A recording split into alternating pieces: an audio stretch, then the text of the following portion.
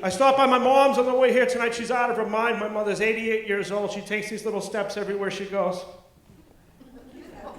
Because I tie her sneakers together.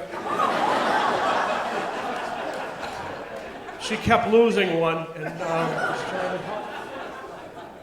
And everybody tells me, Joey, your mother is so cute. Your mother's adorable. My mother looks just like E.T. in a house coat. I mean, God love her. Crazy old hypochondriac. She goes to the hospital every day with a new problem. Last week, testicular cancer. I knock it off, Ma. How are you going to get that? She looked right at me. Your father gave it to me.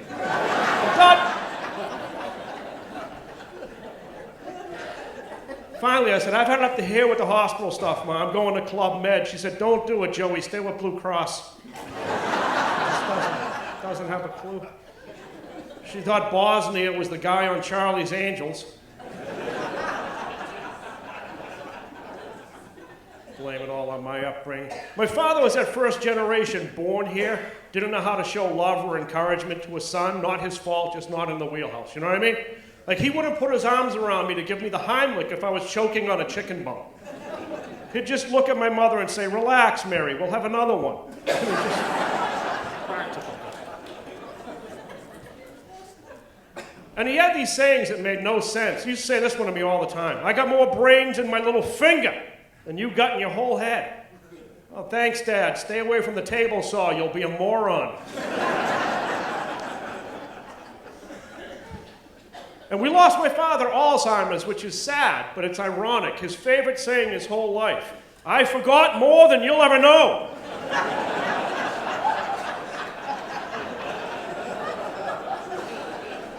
How's that working out for you, old man? I finally got him back. I said, Dad, I know more than you can remember.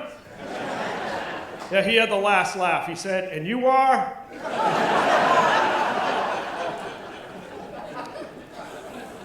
The last year of his life, we had to put him in a nursing home. We didn't want to, we had to, because he was too much to take care of. He was like having a toddler that drank and smoked. But he didn't drink and smoke like a regular toddler. That's why I like 2/3 of you act like there's nothing wrong with that statement. My father he'd smoke like 10 or 15 cigarettes all at the same time, scattered around the house in ashtrays, like he was burning incense to the gods of tobacco. So we take the old gnome and we throw him in the home. The first thing they do, they take away his cigarettes and his beer. Yeah, geriatric timeout. I get the phone call a couple hours later. I said, what's going on? They said, we don't know what to do with him. I said, what's the problem? They said, he's drinking aftershave. How should we handle the situation? I said, the way my family drinks, run out and get him a 6-pack of Old Spice.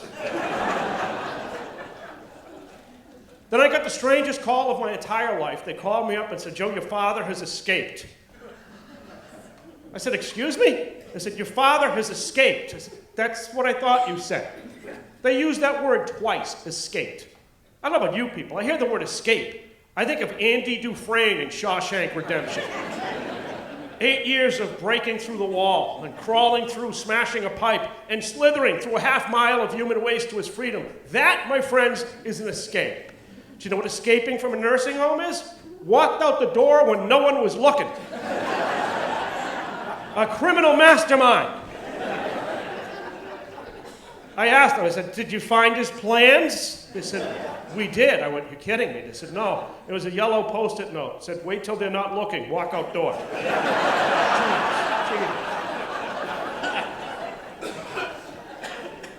Middle of winter. My dad's 88 at the time. He's wearing pajama bottoms, paper slippers, and a t-shirt. He walks 5 miles through the snow in Boston to go to see his girlfriend from high school. Keep in mind, 88-year-old man, pajama bottoms, paper slippers, and a t-shirt, walking through a foot of snow. But because he's in Boston, nobody thinks there's a problem. It's just another old guy going to Dunks. He hasn't seen this woman in over 60 years. He finds the house like a homing pigeon. Here's the best part. She still lived there. Huh? You tell me God doesn't help those that help themselves. She lets him in, has coffee, calls the home, they pick him up, no harm done. I think that's great. My dad get out for a walk and a visit, I'm happy. My sisters hear the story, they're all crying. Do you see how bad he is? He thinks he's in high school. I said, okay, it's bad if you look at it that way.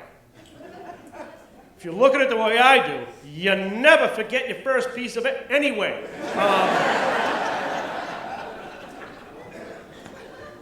I guess he was going back to hit it one more time. He escaped again 3 months later, went to a different high school girlfriend's house. She kept him for 3 days.